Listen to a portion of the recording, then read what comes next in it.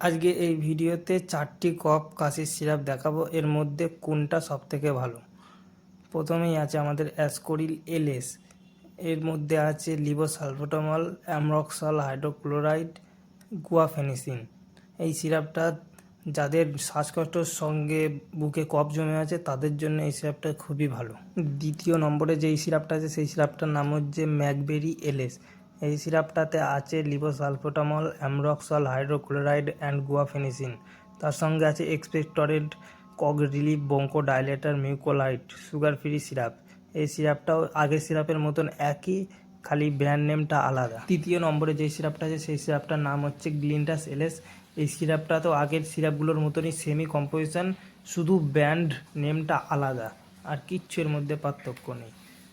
চতুর্থ নম্বরে যেই সিরাপটা আছে সেই সিরাপটার নাম হচ্ছে ম্যাকবেরি এক্সটি। এই সিরাপটাতে আছে terbutaline sulphate, ambroxol hydrochloride, guaifenesin and menthol. তার সঙ্গে আছে expectorant, cough relief, bronchodilator, mucolytic, sugar free syrup. এই সিরাপটা আজকের ভিডিওর বেশ একটা সিরাপ। এই সিরাপটার কিছু সাইড ইফেক্ট আছে, সেই সাইড ইফেক্টগুলো একবার জেনে নিন।